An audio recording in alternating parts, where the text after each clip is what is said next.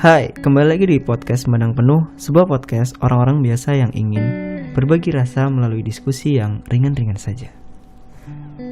Udah lama nih Faruk gak ngobrol sama orang di podcast.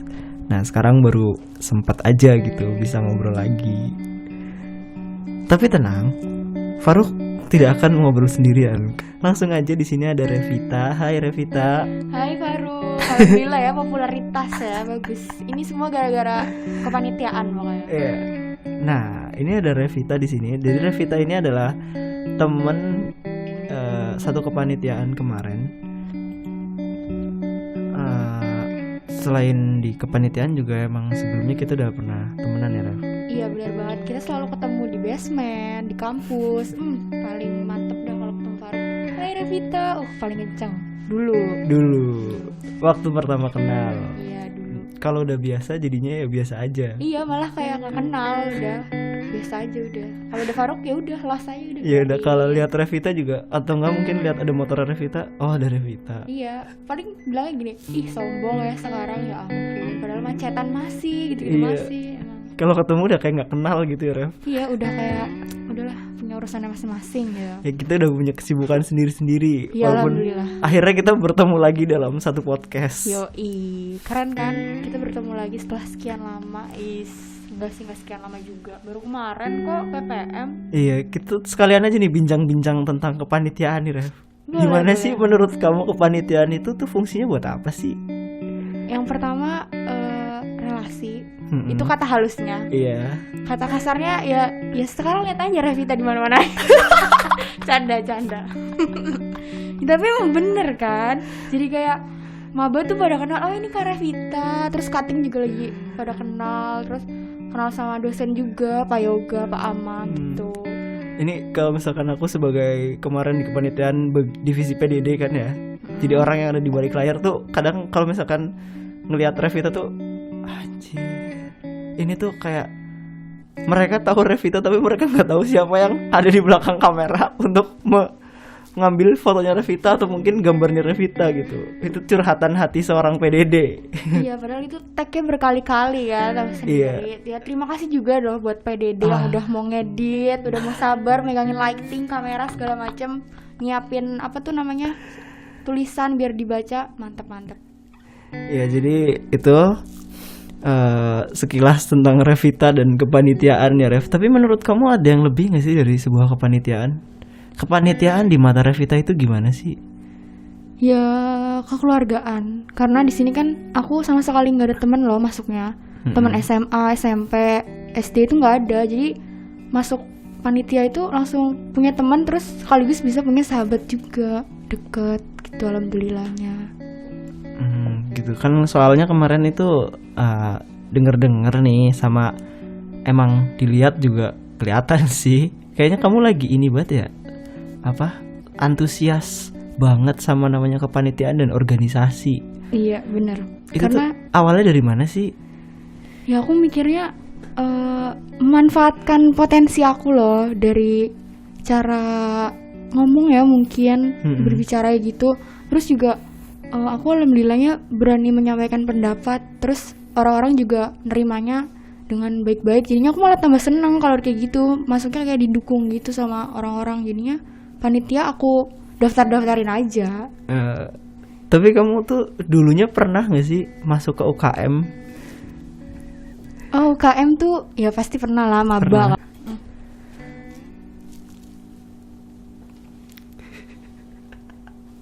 Nah, kenapa antusiasme ke kepanitiaan itu lebih besar daripada ketika mengikuti UKM gitu loh? Karena menurut aku UKM yang aku ikutin waktu itu gak sesuai sama jalan aku loh. Bener-bener kayak ini apa gitu. Jadi lebih ke kepanitiaan aja. Soalnya waktu SMA kan juga pernah ikut kepanitiaan. Terus wih enak nih apalagi di kampus. Terus beda pemikiran juga. Kalau di SMA kan satu pemikiran karena satu angkatan juga, umurnya juga sama. Nah kalau kepanitiaan ini langsung beda. Ada yang kakak kelas, ada yang maba juga gitu. Jadinya langsung oh iya bener nih, oh iya gini-gini gitu. Jadi itu secara nggak langsung kepanitiaan mendewasakan kita nggak sih, Ren? Iya betul, mendewasakan kita. Tapi balik lagi, kalau misalnya pikirannya kita masih kayak gitu-gitu aja ya nggak bakalan dewasa. Contohnya saya sendiri. Terima kasih.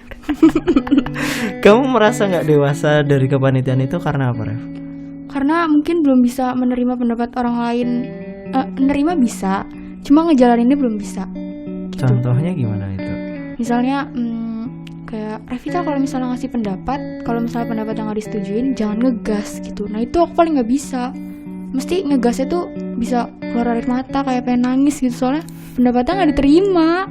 Jadi ya apa sih orang kalau ngasih pendapat udah alhamdulillah, ini makanya nggak diterima segala. Oke. Jadi mungkin karena ini ya, Ref, karena awal-awal ini juga kamu baru berkecimpung lagi di dunia itu dengan dunia yang berbeda. Perbedaan antara kamu yang SMA dengan yang sekarang kuliah itu menjadikan kamu belum bisa untuk menerima keputusan dari orang lain ya. Faktor umur juga sih mungkin. Cuman beberapa temanku yang cowok udah aku beberapa kali ini sih bilangin dari awal selalu seperti itu. Resiko dari rapat adalah kadang kita berpendapat tapi pendapat kita akan ditolak. Iya, sebenarnya benar. Walaupun pada akhirnya pendapat kita juga akan digunakan.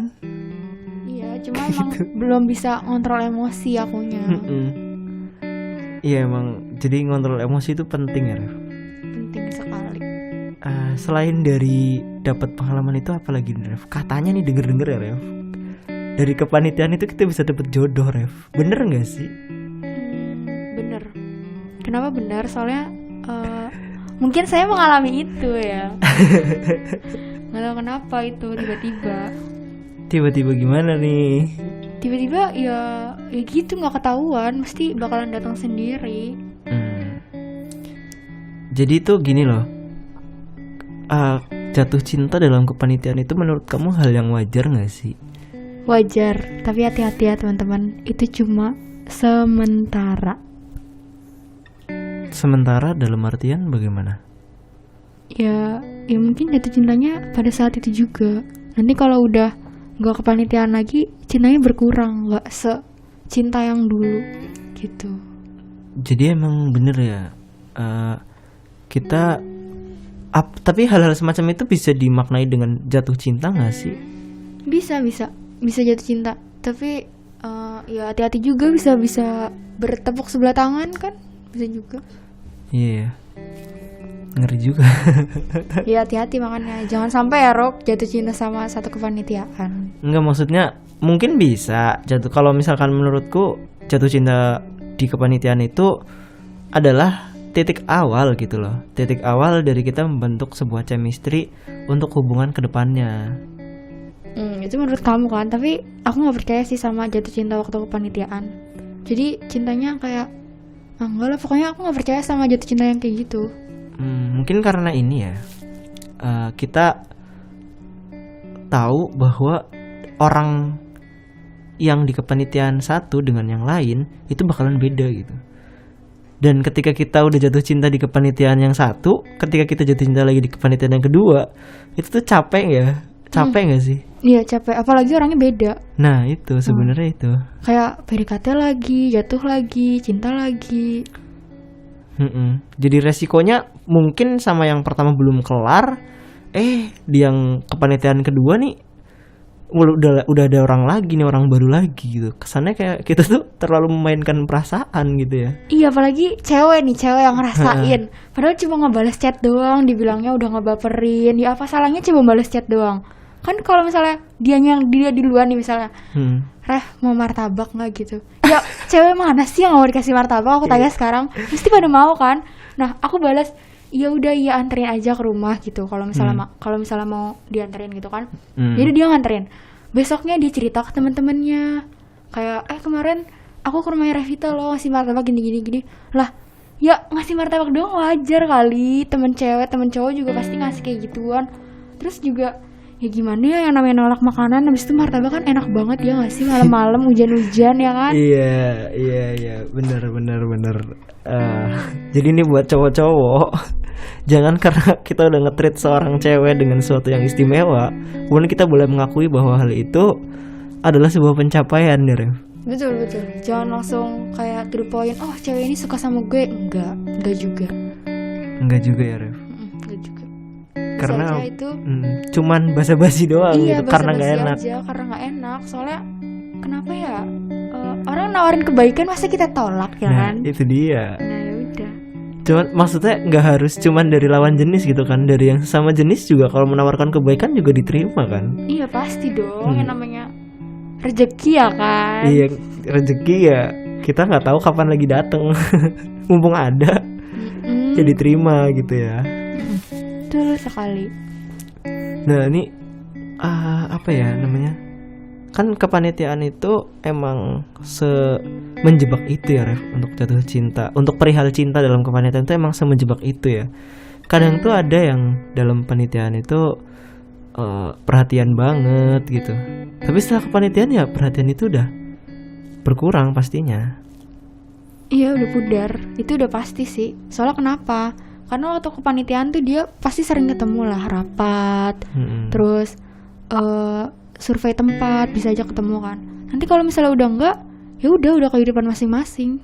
Sebenarnya itu sih masalahnya. Jadi sebisa mungkin buat kalian yang jatuh cinta waktu kepanitiaan ya jangan terlalu cinta lah dalamnya. Jangan terlalu cinta dalamnya.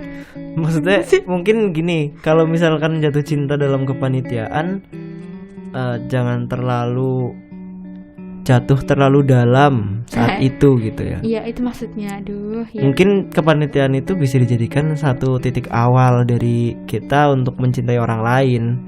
Tapi idealnya cinta itu dibangun setelah kepanitiaan itu selesai.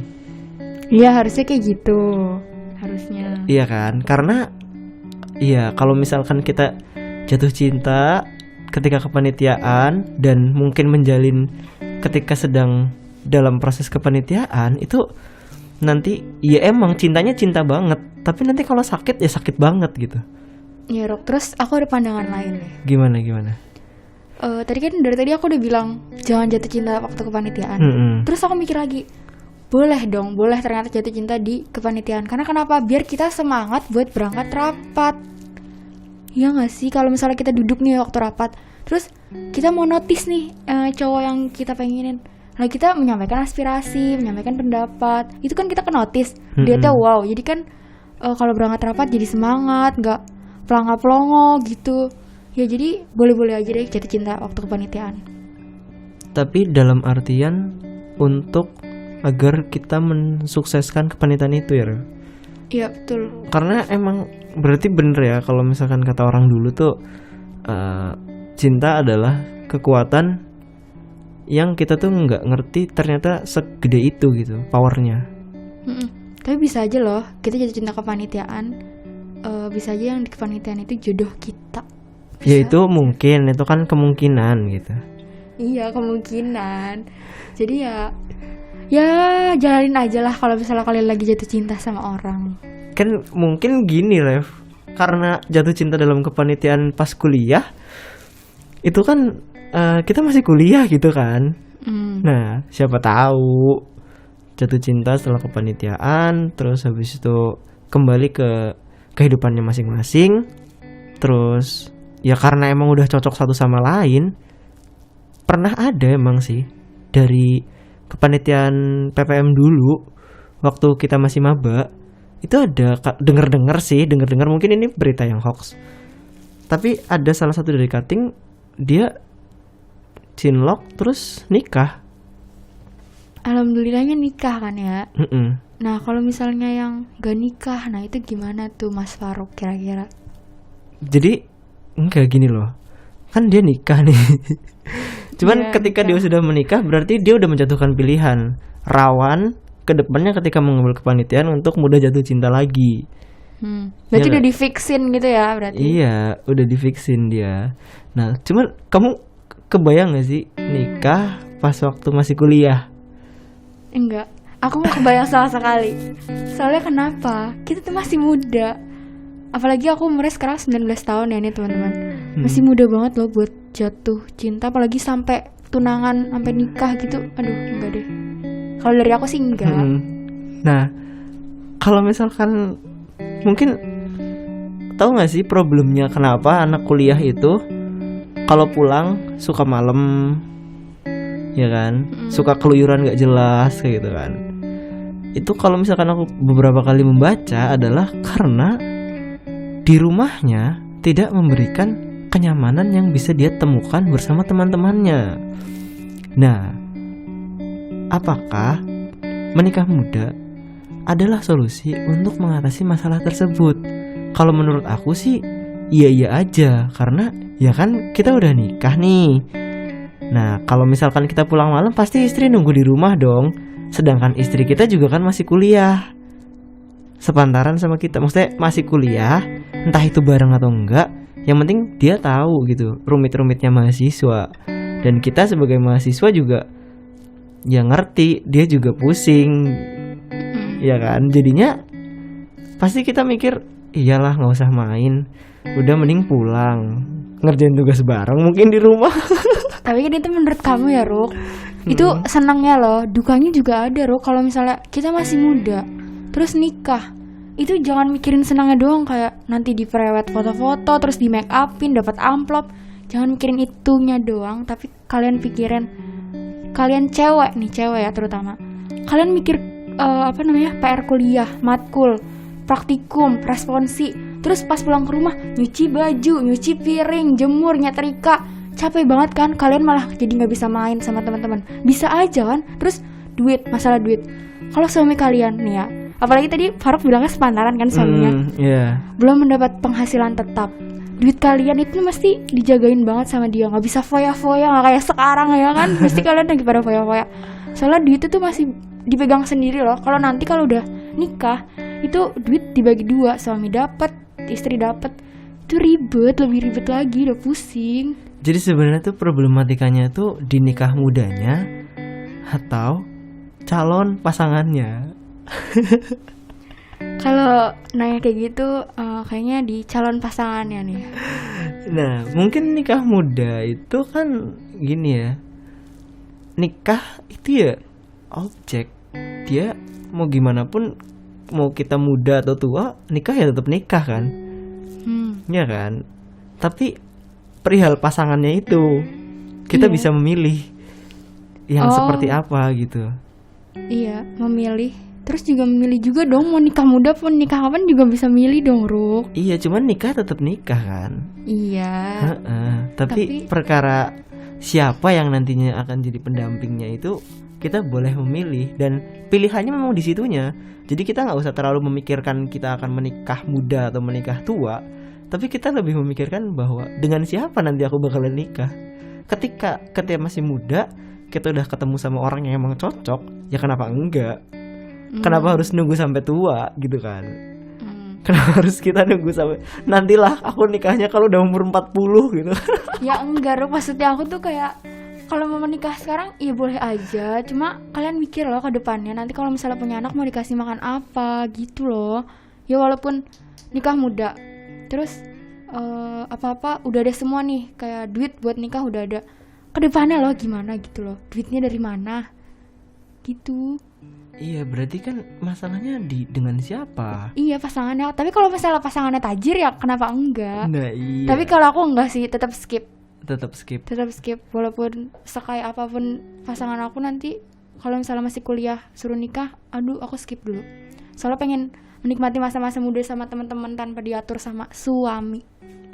Tapi ngomong-ngomong tentang tadi ya, yang ketika kamu bilang banyak tugas kuliah gitu kan, dengan kondisi bahwa si suami itu satu sepantaran,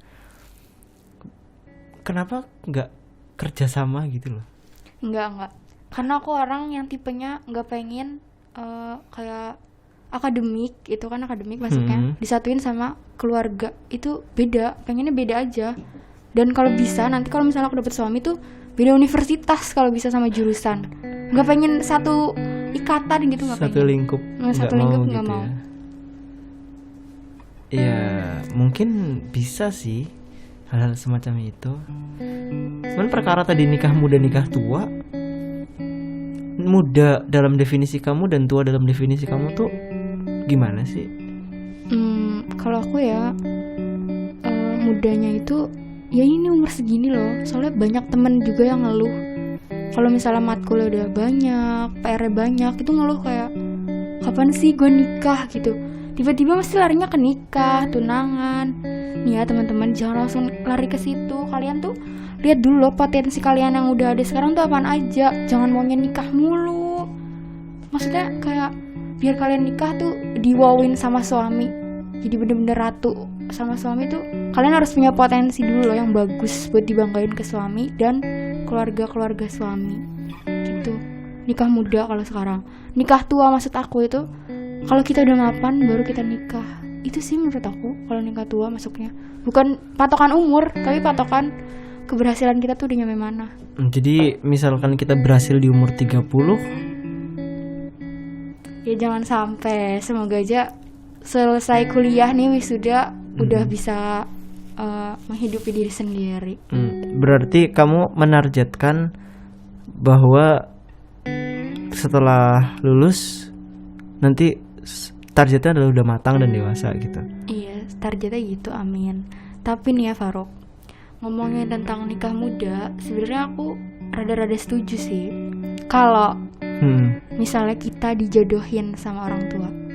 Karena kenapa? Aku mikirnya kalau kita dijodohin sama orang tua tuh pasti milih yang terbaik loh buat kita. Mau si suami ini ada jeleknya, tetap aja di mata orang tua baik, mesti jatuhnya ke kita baik. Jadi kalau misalnya nikah muda terus dijodohin, aku setuju. Dengan catatan ya itu orang tua udah milih buat yang terbaik buat kita. Tapi orang tua nggak lepas tanggung jawab kepada kita gitu kan maksudnya. Iya, masih dalam jangkauan orang tua. Padahal kebanyakan ini ya maksudnya orang teman-teman kita atau mungkin sebaya kita, dia menolak sekali dengan adanya perjodohan. Nah iya sih emang banyak yang kayak gitu. Makanya kadang-kadang mikir kok aku mau loh kalau misalnya dijodohin tuh setuju gitu. Berarti kamu adalah orang yang melawan arus itu ya? Malah lebih pengennya dijodohin aja, nggak mau aku yang nyari. Karena kamu udah percaya sama orang tua kamu. Kalau orang-orang yang lain yang tidak percaya yang tidak mau dijodohin, itu kan mereka berpikir bahwa ini hidupku ya, aku yang menentukan dong, kenapa aku harus diatur-atur. Bahkan perihal kedepannya aku hidup bersama siapapun aku harus diatur gitu. Mereka berpikir seperti itu. Jadinya mereka gak mau dijodoh-jodohin. Enggak loh, sebenarnya iya sih pasti hidupnya diatur. Cuma itu udah yang terbaik loh. Semisal kita ada masalah, kita tuh bisa cerita loh sama ibu kita, ayah kita. Nah terus ayah sama ibu kita juga nggak sepenuhnya nyalain kita, karena itu kan udah dijodohin, ya kan. Jadi kalau misalnya kita ada masalah sama suami, kita bisa cerita, terus orang tua kita bisa nyampain saran, gak bakalan kita yang dimarahin banget sama orang tua kita. Itu kan kalau misalkan ngobrolin tentang nikah muda ya, nikah mudanya ya kan. Tadi dalam itu, nah kalau misalkan kita kembali lagi ke tentang kampus nih. Nah, nikah muda dan kita masih mahasiswa. Apabila itu memang benar-benar terjadi, itu udah terjadi atau mungkin itu udah terjadi, ya kita baiknya harus gimana sih menurut kamu? Kalau udah terjadi ya, mungkin di kalangan kampus kita masih kuliah terus kita nikah, itu jeleknya ya teman-teman. Mungkin kalian bisa diomongin sama teman satu sama lain kalau misalnya kalian tuh udah yang negatif gitu ya, you know lah ya, yang kayak gitu. Bisa kita aja kalian kayak gitu. Ya cuma teman-teman kalian ya tetap datang aja di pernikahan kalian, mesti ngucapin selamat lah, terus semoga sakinah mawaddah warahmah. Tapi ya coba deh pikir-pikir lagi, masa masih muda udah nikah gitu loh, buat apa? Itu sih aku mikirnya. Terus aku juga nggak tahu sampai sekarang tuh mikirnya kalau misalnya orang yang nikah muda itu pasti udah ngelakuin yang kayak gitu-gitu. Gitu ya. Nah itu kan kalau nikah. Sekarang kan trennya udah bukan nikah nih, tapi tunangan. Nah iya nih banyak. Nah ini kalau tunangan tuh menurut kamu gimana nih? Tunangan di usia muda. Bentar, aku memberikan sebuah gambaran tentang tunangan sama kamu dulu, baru nanti kamu bener atau enggak gitu ya. Oke. Nah, ada beberapa versi tunangan yang itu tuh aku dapat dari teman-teman. Karena aku belum tunangan, maka aku nggak bisa menyimpulkan ini versi aku gitu. Tapi beberapa teman-teman aku ada yang pernah mengatakan bahwa dia sudah pernah bertunangan. Nah, makna tunangan menurut kamu itu sama dengan lamaran atau cuman tukar cincin? Menurut kamu gimana? Menurut aku lebih ke tuker cincin aja sih. Soalnya bisa aja yang namanya orang tunangan tuh di tengah jalan bisa udah lepas aja gitu. Nah, itu yang aku bingungin di situ. Ya kan? Kenapa harus tunangan gitu? Kenapa nggak pacaran dulu aja? Enggak, maksudnya kenapa bisa udah tunangan terus lepas begitu aja gitu? Nah itu karena dia masih muda, ya nggak Ruk? Dia masih muda, pikiran dia masih bisa kemana-mana, bisa jalan sama cewek lain, sama cowok lain, itu bisa aja. Terus ini masih nyangkut sama yang tadi aku bilang tentang dijodohin orang tua. Tunangan itu kan ya bisa aja sih kemauannya cewek atau cowoknya.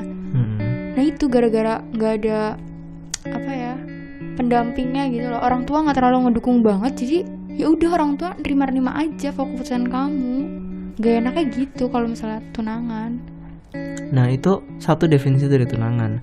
Tapi ada juga definisi lain bahwa tunangan itu dilangsungkan setelah lamaran. Jadi kalau lamaran itu yang diem-diem, yang cuman antara keluarga sama keluarga, sedangkan tunangan itu dia disaksikan oleh banyak orang gitu. Kalau misalkan bahasa trennya sih engagement day. Ya kan, engagement day gitu kan. Bisa orang-orang udah tunangan. Nah, cuman kalau misalkan yang aku lihat di teman-temanku, teman-teman yang masih sama-sama kuliah, itu ya tunangan yang kayak tadi kamu gitu. Ibaratnya aku sama kamu udah komitmen, terus kita tunangan, terus kita tukar cincin. Ya itu cuman pacaran versi 2.0 gitu lah kalau menurutku. Kita masih dalam tahapan pacaran, tapi kepengen di fase yang lebih serius. Cuman belum serius banget. Iya, sebenarnya itu masuknya komitmen, cuma diwawin sama yang namanya tukar cincin. Gitu. Jadi ya bolehlah tunangan. Aduh, sebenarnya aku nggak pengen mikirin tunangan loh. Soalnya kenapa ya? Itu kayak apa banget sih, kalian tuh masih muda, ngapain harus tunangan? Udah pacaran dulu aja, nikmatin masa muda kalian. Kalau misalkan tunangan lagi masih ngampus gitu, masih mahasiswa, tunangan tuh kayaknya asik tuh, Ref. Dalam artian tunangan yang itu tadi ya, definisi kedua ya. Ketika setelah lamaran, jadi kedua keluarga udah tahu nih, nggak cuman keluarga si cowok doang atau keluarga si cewek doang, tapi dua keluarga itu udah tahu. Terus mereka lamaran, terus habis itu engagement day gitu, tunangan, semi menikah. Karena ketika menikah kan beban udah langsung ditaruh di suaminya kan. Suami bertanggung jawab atas istri, dan istri harus mau berbakti kepada suami gitu kan. Definisi pernikahan kan seperti itu. Iya, seperti. Nah tapi kalau misalkan pertunangan kan enggak, ini masih setengah mateng nih. Jadi si cowok ya masih kembali ke keluarganya, si cewek ya masih ke keluarganya. Tapi mereka seakan-akan udah dikasih restu sama orang tuanya buat uuan gitu lah. Nah itu aku tuh sebenarnya nggak suka yang kayak gitu. Buat apa sih maksudnya? Biar apa? Uuan tuh biar apa? Biar enak gitu. Kok enak? Nih ya, Rok, dengerin aku. Kenapa aku bilang aku nggak terlalu setuju sama yang namanya lamaran? Karena omongan cowok itu belum sepenuhnya bisa dipercaya loh. Bisa aja dia jalan sama orang lain. Aduh, pokoknya aku tuh overthinking mulu dah kalau misalnya kayak gitu-gitu. Nggak tahu kenapa gitu overthinking kalau mikirin kayak gitu. Penyakit dah overthinking tuh biasanya penyakit, Ref. Iya, jangan sampai. Dikurang-kurangin itu Ref. Ya pokoknya itu aku tuh nggak pengen kalau misalnya ya ngelihatnya seneng sih emang ngelihat orang kayak udah tunangan tukar cincin kayak wih dia udah dilamar udah ada jodohnya gitu. Ntar lu belum tentu jodohnya deh. Gimana kalau misalkan kita pisahin antara yang positif dan negatif? Kita sekarang ngebayangin yang fokus ke positifnya dulu aja. Yang enak-enaknya dulu nih gitu. Oke, enak-enaknya dulu. Kalian gak usah mikir jodoh kalian gimana. Udah ada di depan mata. Terus Positifnya. mungkin ngerjain tugas bareng gitu kan. Berangkat bareng. Nah ya berangkat Iya bareng sih. bisa. Menghemat biaya bisa. Iya, kan berangkat bareng nih, berangkat bareng terus habis itu di kampus bareng, tunggu-tungguan kelas gitu. Mungkin pulang nanti bareng. Walaupun sebenarnya realitanya kalau misalkan beda prodi atau mungkin beda kelas, rumit juga enggak sih kalau misalkan pulang bareng yang satu udah matkul cuma sampai jam 12, yang satu matkul sampai jam 4 sore. Nah itu negatifnya kan Mas Faruk. Oh ya positifnya lagi ayo. Enggak maksudnya ini realitanya seperti itu gitu. Tapi ada kepuasan juga tau Rok kayak gitu yang namanya nungguin orang. Nah, Positifnya. itu kenapa ya cewek-cewek tuh hobi banget sih suka nungguin orang? Cowok-cowok juga ya malah banyak kan cowok tau menurut aku. Enggak, kan kayak gini ya. Biasanya kalau misalkan aku lihat, misal aku main futsal nih sama teman-teman. Nah itu tuh pasti ada. Kalau yang udah punya cewek, tuh ceweknya dibawa cuman buat nonton si cowoknya itu main futsal. Padahal ya dia nggak nonton, dia main HP. Oke, itu aku jawab ya. Iya. Soalnya aku pernah ngalamin kayak gitu. Menurut aku itu nggak tahu cowoknya apa ceweknya tuh pengen memamerkan loh kalau ini cewek gue nih, oh ini cowok gue nih gitu. Apalagi kalau cowoknya jago futsal, ya udah ceweknya tuh kayak nggak mau kalah loh biar nggak dilihat sama cewek-cewek lain. Jadi pura-pura aja main HP. Nanti kalau di notice itu siapa sih nomor 5 itu banget apa namanya keren banget gitu-gitu. Nah yang megang HP nih pasti langsung naruh HP-nya langsung ngelerek cowok gua tuh gitu. Bisa aja, cuy. Itu sih Boleh juga ya, boleh.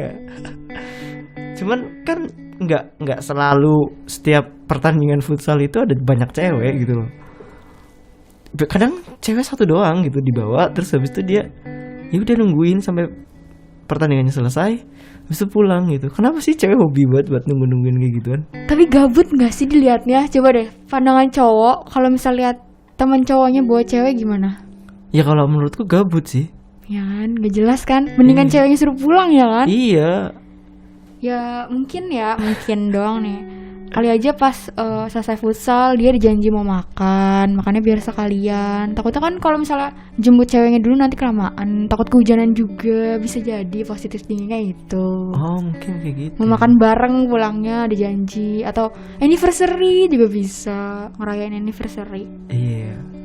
Lucu juga udah tunangan terus habis itu main futsal, terus calon ininya pasangannya nungguin, habis itu makan. Wah bahagia banget gak sih? Ya kan positifnya juga banyak sebenarnya, jangan negatifnya doang. Cuman tetap aja kan masih beda rumah jadinya. Apalagi kalau rumahnya jauhan gitu, udah mah harus nganter dulu, terpulang. Nah itu negatifnya. Mungkin kita ke negatifnya kali ya, Ro. Iya, kalau ke negatifnya tadi kayaknya udah banyak banget ya. Salah satunya itu mungkin enggak, beda antara pertunangan sama nikah kan beda pasti ya. Ya coba dari Faruk mungkin. Kalau misalkan tunangan tuh ya kayak gitu, masih beda rumah, kita masih harus nganterin bolak-balik. Terus habis itu ya kalau misalkan nungguin matkul tadi itu kadang ya udah kelarnya harusnya jam 12 pulang, malah harus nunggu sampai jam 4. Atau mungkin apa ya? Waktu main sama temen kadang terganggu. Nah, iya itu. Cuman kalau itu sih kembalinya ke personalnya ya. Kalau misalkan pasangannya pengertian, dia ngerti kok. Dia pasti kasih waktu buat pasangannya itu ya main sama temennya. Karena hidupnya orang lain itu nggak isinya cuman satu orang doang gitu. Bahkan itu ketika udah menikah nanti tetap aja seorang istri itu harus mengerti bahwa kehidupannya si suaminya itu nggak cuman perihal tentang istrinya doang. Dia harus memikirkan bahwa apa ya, susah sih merangkainya gimana ya. Intinya tuh kayak bagaimana dia bisa mencari relasi sebanyak mungkin kalau misalkan dia harus terus sama istrinya terus. Kan dia harus keluar, dia punya kerjaan, dia punya mitra, ya kan? Dia punya teman, dia punya klien. Iya bener juga sih Ruk, yang namanya kayak gitu personal masing-masing. Tapi kan tadi Faruk barusan bilang positifnya lagi tuh, berarti masuknya personal Iya masing-masing. Negatifnya ya itu loh, kalau misalnya aku udah tunangan, itu mesti aku udah punya tanggung jawab loh buat ngejaga satu hati orang yang ada di hati aku. Oh iya. Nah itu tanggung jawab juga masuknya. Berat itu berat. Apalagi kita masih muda, masih bisa ketemu banyak orang. Nah itu. Iya kan. Iya. Tapi kita udah ngetapin, udah ngefixin nih orang buat jadi suami kita nanti. Apa enggak itu enggak kecepetan cuy? Ya sih. Padahal tuh masih ini ya, kenapa harus terlalu tergesa-gesa untuk berhenti? Perjalanan masih panjang. Iya, tenang aja ladies ya. Jodoh tuh nggak kemana, selalu aja. Tapi kalau buat cowok-cowok nih ya, apalagi cowok-cowok deng, cowok kan di dunia lebih sedikit ya daripada cewek. Jadi menurut aku sih cowok pasti mendapatkan istri, pasti. Apalagi cowok boleh 2 kali kan ya? 4. Oh 4 kali itu. Maksimal 4. Tuh, udah tenang aja selalu. Nah buat cewek-cewek sebisa mungkin kalian jaga tubuh kalian biar masih ya you know lah. Iya, menjaga diri sebenarnya. Menjaga diri. Biar nggak, ya gitulah. Ya mungkin itu aja sih ya Ref. Obrolan kita tentang tadi kepanitiaan, dari kepanitiaan muncul cinta, jatuh cinta dalam kepanitiaan, efek positif dan negatif dari jatuh cinta itu. Kan kita tahu bahwa namanya manusia pasti mudah jatuh cinta karena dia diciptakan bukan dari batu tapi dari tanah.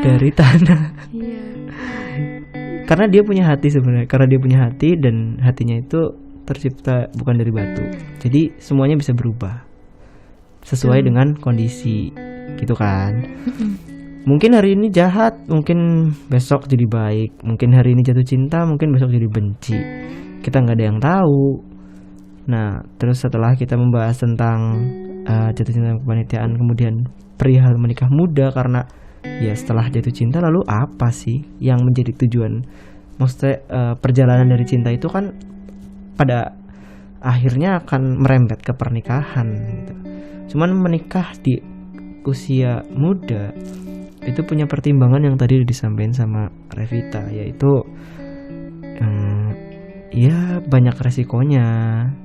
Positif negatifnya tadi udah kita paparin bareng-bareng. Mungkin kalau misalkan pengen mempelajari lebih jauh ya kita tidak melarang. Silahkan untuk dipelajari lebih jauh. Iya gitu. silahkan. Karena yang kita berikan saat ini bukan doktrin ya Rev. Betul. Ini cuma pandangan dari kita berdua aja ya. Beda-beda juga kan nanti di luar sana juga. Iya, implementasinya nanti ya terserah masing-masingnya. Cuman emang lebih bijaknya adalah kita berpikir sebelum bertindak. Betul. Jangan buru-buru ya teman-teman. Jangan terlalu tergesa-gesa. Betul. Karena kita masih muda, kita masih bertemu dengan banyak persinggahan-persinggahan yang baru, orang-orang yang baru.